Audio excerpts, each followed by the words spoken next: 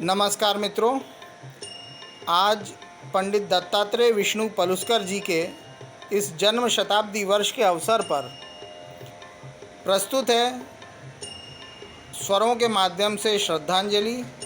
उनके संबंध में कुछ रोचक किस्से एवं जानकारियाँ डॉक्टर ईश्वर चंद्र करकरे जी के द्वारा। सबसे पहले जन्म शताब्दी डीवी पलुस्कर जी की है, तो श्रद्धांजलि स्वरूप श्रद्धा सुमन स्वरांजलि समर्पित करता हूँ। मैंने राम रतना धन पायो, पायो जी मैंने राम रतना धन पायो, पायो जी मैंने राम रतना धन पायो। वस्तु अमूलिक दी मेरे सतगुरु, वस्तु अमूलिक, वस्तु अमूलिक, वस्तु अमूलिक दी मेरे सतगुरु, कृपा कर अपनायो, कृपा कर अपनायो। पायो जी मैंने राम रतना धन पायो। जन्म जन्म की पूंजी पाई, जन्म जन्म की पूंजी पाई, जग में सभी को आयो, पायो जी मैंने जग में सभी को आयो, पायो जी मैंने राम रतना धन पायो। अर्चन कुटवा को चोर न लूटे, अर्चन कुटवा को चोर न लूटे, दिन दिन बढ़ता सवायो, पायो जी मैंने राम रतना धन पायो, पायो जी मैंने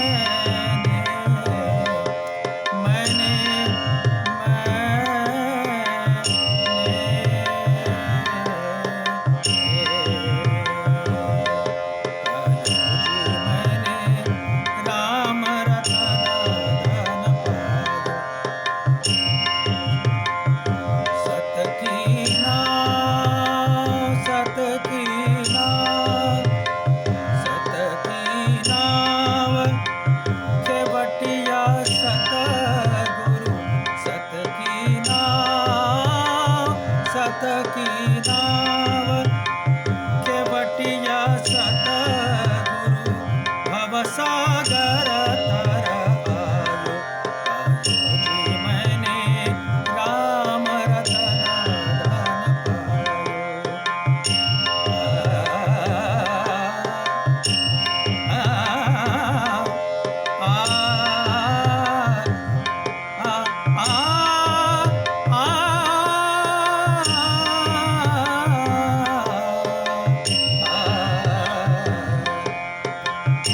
मीरा के प्रभु गिरिधर नागर, मीरा के प्रभु, मीरा के प्रभु, मीरा के प्रभु गिरिधर नागर, हर्ष रस जस गायो, पायो जी मैंने राम रतना धन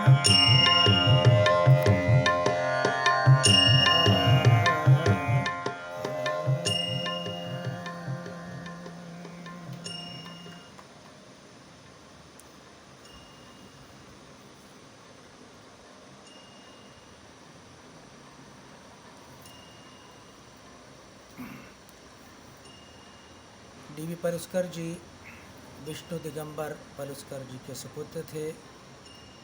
ग्वालियर घराने के महानतम गायक जो हुए हैं, पंडित कृष्णराव पंडित हुए, नारायण राव व्यास हुए, विनायक राव पटवर्धन हुए और ये डीवी पलुस्कर जी हुए।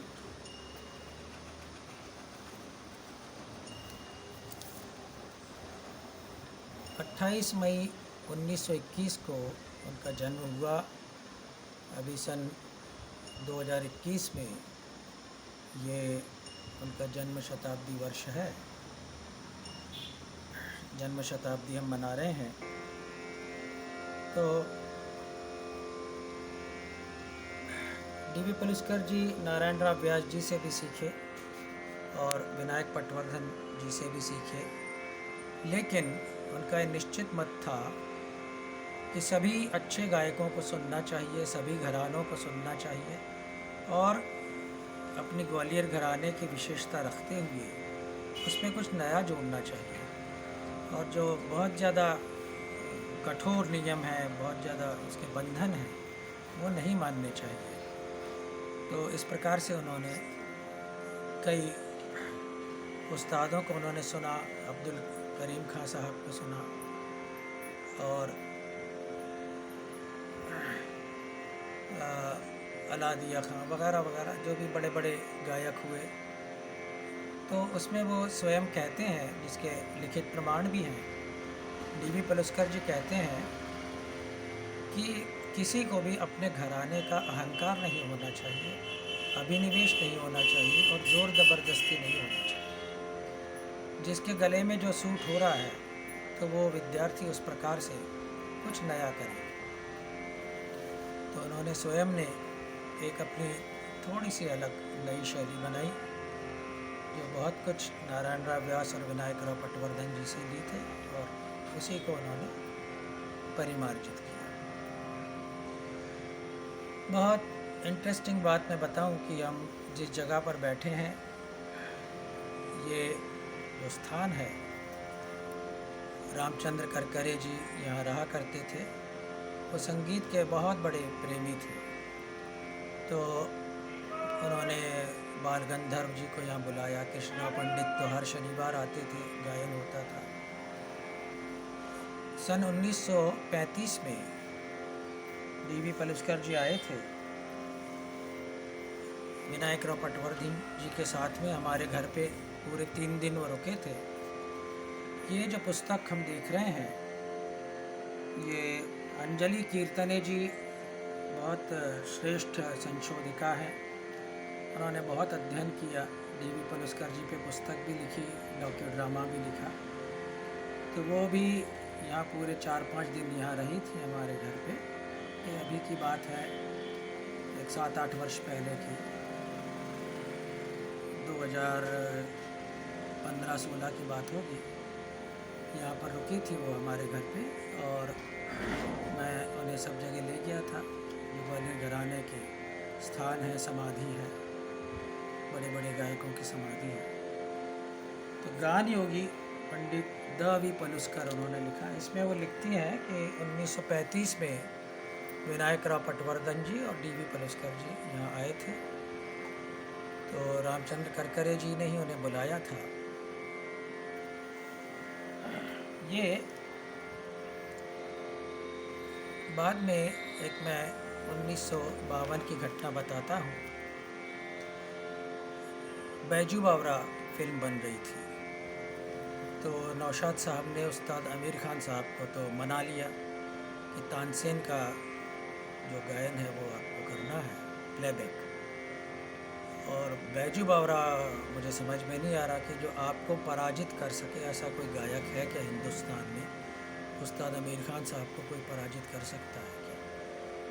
तो किसी ने कोई नाम सुझाया, किसी ने कोई, तो उसका लिखित वर्णन भी इस पुस्तक में भी है और जगह भी है, कुछ मैगजीन्स में भी छपा है। उस्ताद आमिर खान साहब बोले कि वो पूना में बैठा है डीवी पलुस्कर, वो शेर का बच्चा है, ये उनके शब्द हैं। वो शेर का बच्चा है। अगर बैजू बावरा के लिए प्लेबैक कोई कर सकता है तो वही कर सकता है, और मैं किसी से हार अगर मान सकता हूँ तो उसी से मान सकता हूँ, नहीं तो मैं किसी से हार नहीं मान सकता, मैं पराजित नहीं हो सकता। तो नौशाद साहब ने कहा कि हमारी बात तो वो मानेंगे नहीं। आप जाइए और उन्हें मना के लाइए डीवी पलुस्कर को। तो उस्ताद आमिर खान साहब स्वयं गए। बैजू बावरा पिक्चर के रिकॉर्डिंग के पहले की बात है। और जब वो ऐसा बाहर एक आंगन और बगीचा सा था, अंदर उनका घर था, तो डीवी पलुस्कर जी के पिताजी भी विष्णु दिगंबर पलुस्कर बहुत देशभक्त थे, धर्म भक्त थे। पूजा पाठ, स्नान, संध्या, बहुत उनके नियम ऐसे थे, कठोर नियम थे। वही डीवी पलुस्कर की थी। डीवी पलुस्कर जी देशभक्ति के गीत भी गाते थे।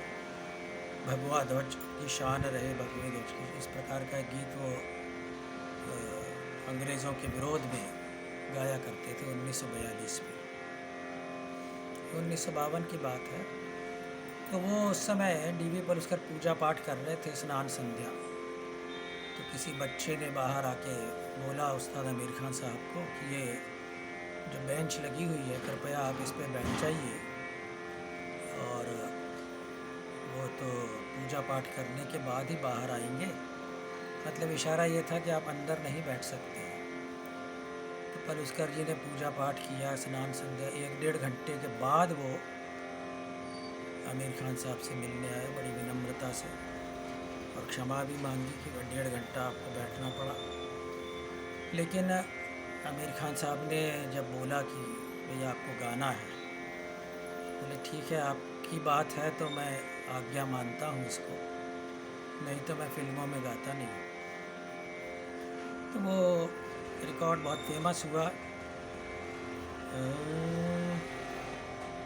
आज गावत मन मेरो झूम के, जो आपने सुना होगा, एक देसी तोड़ी में है वो मुकाबला होता है। तो उस समय ये हुआ कि ये इन्होंने आलाप ताने लिख कर के जब लाई डीवी पलुस्कर जी ने, तो वो चीज़ नौशाद जी को भी आती नहीं थी। गायन का लेखन जो है ये मुसलमान उस्तादों के पास नहीं था, ये केवल महाराष्ट्रीयन ब्राह्मणों के पास था। 3 ही प्रकार की लिपियां हैं संगीत में। एक भातखंडे जी की लिपि है, एक कृष्णराव पंडित जी की लिपि है, और एक विष्णु दिगंबर पलुस्कर की लिपि है। इन तीनों ने ही संगीत को अपने अपने तरीके से लिपिबद्ध किया। तो पलुस्कर जी की शैली में वो लिख कर के लाए डीवी पलुस्कर। तो आमिर खान साहब अवाक रह गए, आश्चर्यचकित रह गए। नौशाद साहब भी बोले कि तो बहुत अच्छा काम आपने किया है। और आमिर खान साहब बोले कि भाई ये तो मुझे मालूम ही नहीं था कि संगीत लिखा भी जाता है। मैं तो अभी तक समझता था कि गाया ही जाता है, बजाया जाता है, लेकिन ये लिखा भी जाता है। तो ये होता था कि वो रोज़ रिहर्सल होती थी और कुछ ताने तय हो जाती थी कि आमिर खान साहब ये गाएंगे, फिर पलुस्कर जी ये गाएंगे। पलुस्कर जी बाकायदा उसका नोटेशन बना के आमिर खान साहब को देते थे। लेकिन दूसरे दिन जब आमिर खान साहब गाते थे तो उनकी कुछ क्रिएटिविटी काम करने लगती थी और वो फिर बदल जाता था। तो वो लगभग जैसा लिखा था उस प्रकार से हुआ। उसके बाद मैं एक बहुत ही महत्वपूर्ण घटना बताना चाहूँगा कि संगीत जो है वो वास्तव में परमेश्वर प्राप्ति के लिए है। ये केवल पैसा कमाने का उद्देश्य इसमें नहीं होना चाहिए, केवल मनोरंजन करने का या कंचन कामिनी कीर्ति प्राप्त करने का ये उद्देश्य नहीं होना चाहिए।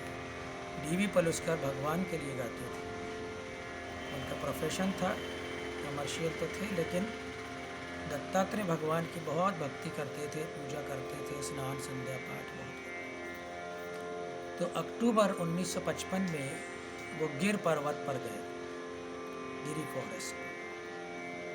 गिरनार पर्वत पे सबसे 5वीं पहाड़ी सबसे ऊपर है, वहाँ पर स्वयं दत्तात्रेय भगवान ने किसी युग में साधना की थी।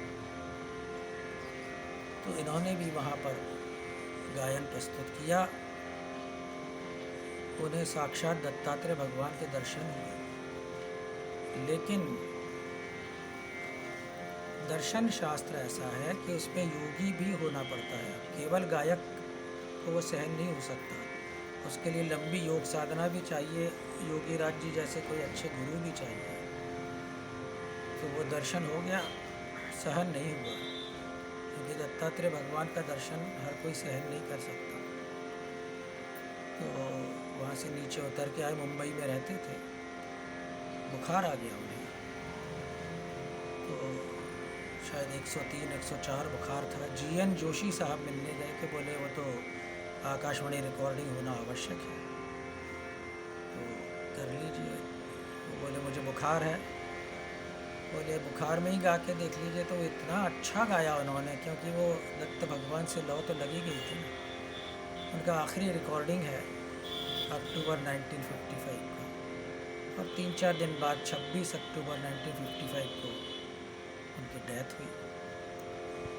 हमारा उनका संबंध यही है कि मेरे पिताश्री ने उन्हें यहाँ घर पे बुलाया, 3 दिन वो हमारे घर पे रहे।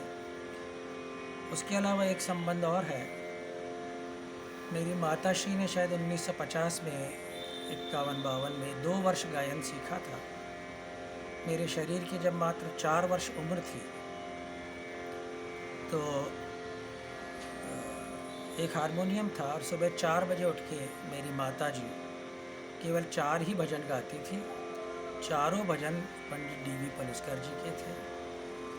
मैं उनकी गोद में सुना करता था। सुनते सुनते मुझे वो याद हो गए, गाने लगा। तो बड़े होने के बाद भी लोग कहते थे कि आपकी आवाज़ तो DV पलुस्कर जैसी है, जबकि मैं आमिर खान साहब और जसराज जी को फॉलो करता था। तो ये 1960 की बात है। वो 4 भजन मेरे कानों में जो पड़े शुरू में बचपन में, वो DV पलुस्कर जी के ही थे।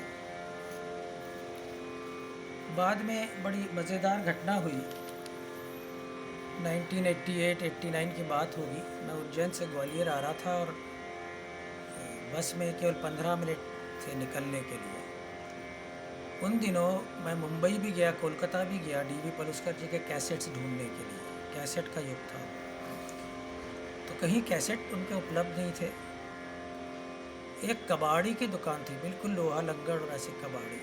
अब वो बस स्टैंड के पास एक वही दुकान थी। मैं टाइम पास के लिए मैंने कहा, भाई DV पलुस्कर जी की कैसेट है क्या आपके पास?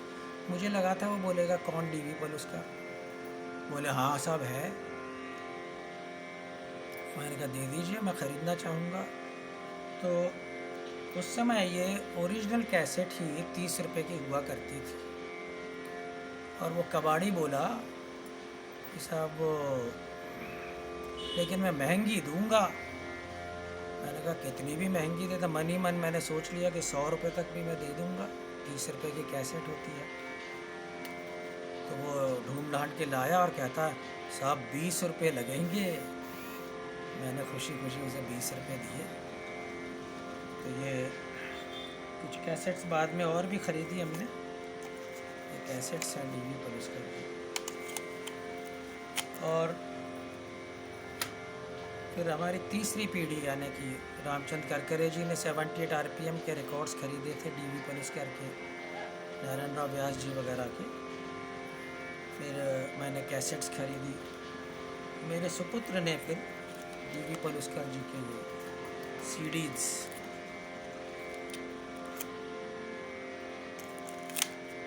तो और भी बहुत सी बातें हैं। लेकिन हाँ, ग्वालियर घराने के जो 4-5 प्रमुख और महानतम गायक हुए, शंकर पंडित जी हुए, कृष्णराव पंडित जी हुए, उसी में DV पलुस्कर जी भी एक हुए हैं। बल्कि हिंदुस्तान के जाने माने गायकों में